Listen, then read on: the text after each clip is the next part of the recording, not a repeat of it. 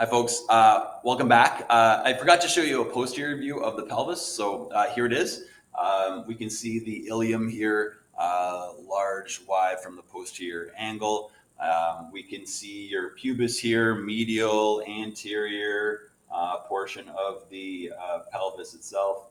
And we see the ischium here, a better view of the ischium, and it is the more posterior and more inferior part of your pelvis here. Major landmark you need to know is your ischial tuberosity, a very thick part. Again, along with your coccyx, it's the part that you're sitting on right now, and you can see that it has a kind of a different shape to it, and well designed to allow us to sit or to fall on our butts a little bit more. So there's the posterior pelvis. I'll jump into the foot and have a look at the foot here. So the foot is one of those parts that has a lot of different components to it, along with the hand, different regions, and they're pretty in depth to look at. So make sure you have an especially good view and understanding of the foot and the hand. So the first component to your foot is your tarsals. All right, foot tarsals, and your tarsals are these collection of seven short bones that are here to really give a lot of shock absorption to the foot and allow it to move as you step. These bones will have this slight gliding movement between them and allow them to be able to form themselves to the different surfaces that we step on. So let's start with your heel bone. This is your calcaneus. Okay, your calcaneus is your heel bone, the most posterior of the tarsals, and it pound for pound the strongest bone of the body. Super hard to break. You've got, it goes all the way. This is a view, a transverse view of your foot. So you just have to understand that this is also going to be the most distal part of your foot as well. So it's most distal, and it's also most posterior. Okay? Probably the largest. It's the largest of the tarsals. The next here is the talus. The talus is the bone that's going to articulate to your tibia to allow you to have that dorsiflexion and plantar flexion of your foot. And you can see kind of the design of it allows for that dorsiplantar flexion. So the talus, and it's the most proximal bone of the tarsals. So just make note of that when you're looking at that view. So it would be the next largest, your talus. Right here is your navicular bone. So really, it's on your foot. It's a little more anterior, and your navicular is that shape just that allows you to have that movement around your foot. It's really kind of in the middle of the tarsals, gives that movement. So you've got your calcaneus, your talus, and your navicular here. This bone here on the lateral side is the cuboid. All right, so we have the cuboid right here. Doesn't look as much like a cube as you'd like, but you can think about it that way maybe as a bit of like a cube. But it's right here on the more lateral side of your foot, and it is going to be anterior to your calcaneus. And then you have your three cuneiforms. So they've helped us out a little bit. Three bones with the same name. We are just differentiating them between lateral, intermediate, and medial. So this is your lateral cuneiform. This is your intermediate cuneiform, and this is your medial cuneiform. So as soon as you understand the cuneiform, just have a look at the foot and go, okay, yeah, this is the more medial side, and we got your medial cuneiform. We've got your intermediate between the two, and then we have your lateral cuneiform. Your cuboid articulates to two metatarsals, metatarsal number 4 and metatarsal number 5. And then your lateral cuneiform will articulate to metatarsal number 3, your intermediate cuneiform to metatarsal number 2, and then your medial cuneiform to metatarsal number 1 at your big toe. Okay, so just something to note with the articulations too. When you're looking at a diagram and on a test, and you're getting confused, oh yeah, these two metatarsals articulate to the cuboid. Okay, and then maybe it's a bit easier to understand that lateral, intermediate, and medial cuneiform because they all articulate to one metatarsal. One way I learned the metatarsals is using the idea of CNT, right? You've heard of TNT, or you've heard the song TNT. All right, that's enough of that. But CNT, so the C's, there's a big C that's made with your bones of the foot that are your tarsals that start with a C. So the calcaneus is part of that C group. The cuboid is part of that C group. And of course, your lateral, intermediate, and medial cuneiform are part of that C group. So it's a big C. You need to know those bones. And then we've got N, your navicular, and T, your talus, right? So it's C, N, T, it's dynamite. So those are your tarsals. And then I've already mentioned, but we have your metatarsals. They have a number, so you need to know the number of your metatarsals. Again, metatarsals for your foot. We got metatarsal number 1, the big toe. Metatarsal number 2, 3, 4, and 5.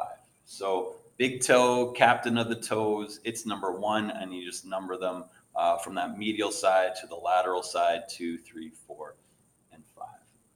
Okay, so connecting point from your ankle to your actual toes, that long part of your foot, that kind of arching part of your foot, your metatarsals. And then we have your phalanges of the foot, right? We've got phalanges of the hand, we have phalanges of the foot.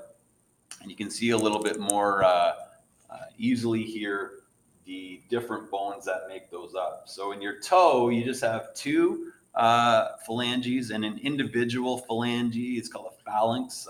Phalanges is the plural. Phalanx is the singular. So we have a proximal phalanx of the great toe, and we have a distal phalanx of the toe. All right, so it's proximal and distal phalanx of phalange number 1, right? So we've got phalanx number 1, proximal phalanx number 1, distal of the foot. So you're going to have to say this is proximal phalanx number 1 of the foot, because all of these phalanges have a number to them as well. Starting with number 1, 2, 3, 4, and 5. And then this is the next toe. This is your phalanx number 2 of the foot, and you have your proximal phalanx number 2 of the foot. This time we have a middle phalanx of the foot. So the middle phalanx is between the proximal and the distal, and then we have the distal phalanx of number 2 of the foot. Proximal phalanx number 3 of the foot, middle phalanx of the 3 number foot, and distal phalanx of the 3 number of the foot number 3. We've got the proximal, middle, and distal phalanx number 4 of the foot, and proximal, middle, and distal phalanx number 5 of the foot. So lots of words and numbers. Just remember, you need to know it's of the foot, it's a phalanx, it's got a number, and then is it proximal, middle, or distal? All right, so that's what you're going to label when you label the toes.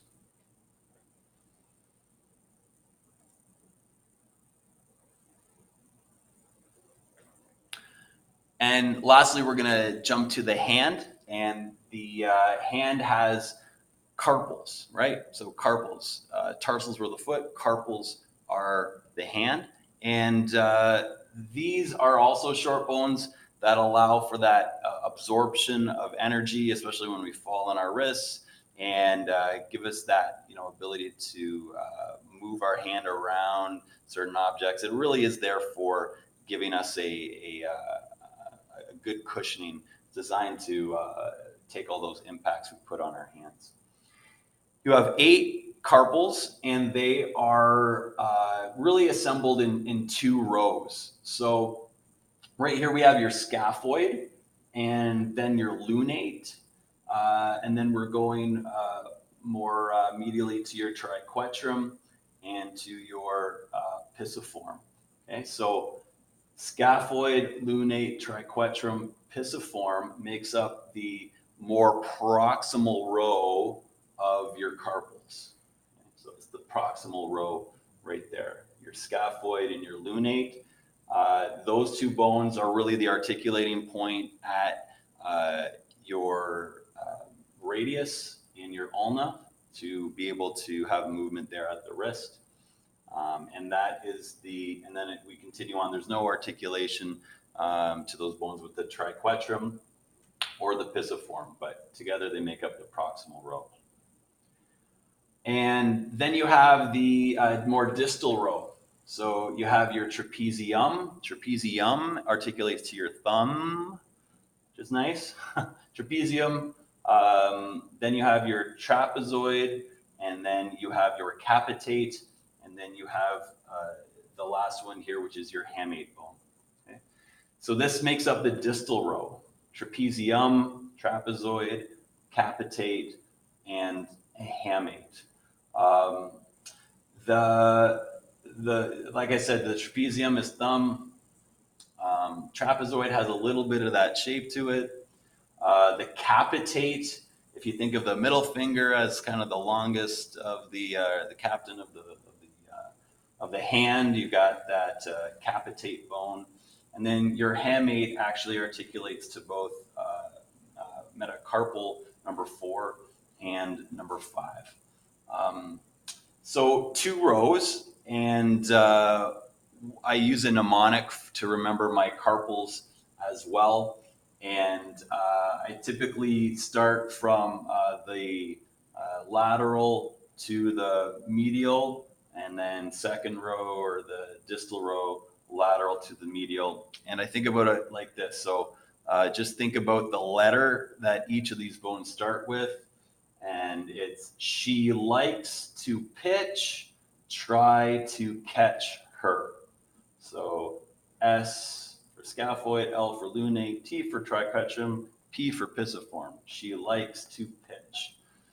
And then T for trapezium, thumb, T for trapezoid, C for capitate, and H for hamate. Try to catch her. She likes to pitch, try to catch her. And it's just memorization from there on out.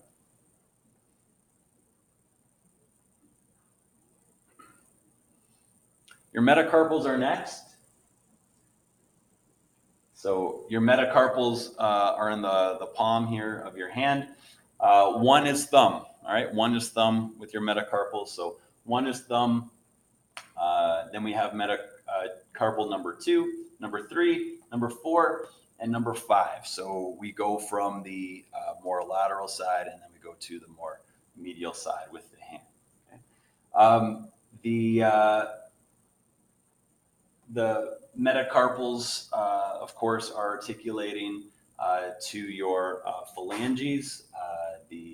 Your hand is just similar to the toes in that you have phalanges of the hand. So this would be number 1 phalanx, and this is your proximal phalanx of the hand, number 1. Distal phalanx of the hand, number 1. Right? So they each have the number, again, from the lateral to the medial side. And then for the others, just like your toes, You have a proximal phalanx of the finger, of the hand, number 2. You have a middle phalanx of the hand, number 2, and you have a distal phalanx of the hand, number 2. Proximal phalanx of the hand, number 3, middle phalanx of the hand, number 3, distal phalanx of the hand, number 3, proximal phalanx of the hand, number 4, middle phalanx of the hand, number 4, and distal phalanx of the hand, number 4, and then proximal phalanx of the hand, number 5, middle phalanx of the hand, number 5, and distal phalanx of the hand, number 5. So hand, phalanx, number, and then is it proximal, middle, or distal? Okay, so when we're talking about your phalanges, you need those parts to be specific with what bone you're talking about. So hands and feet maybe need a little bit of extra study. They're kind of the most tricky ones to memorize, but I know you guys can do it, and thanks for watching.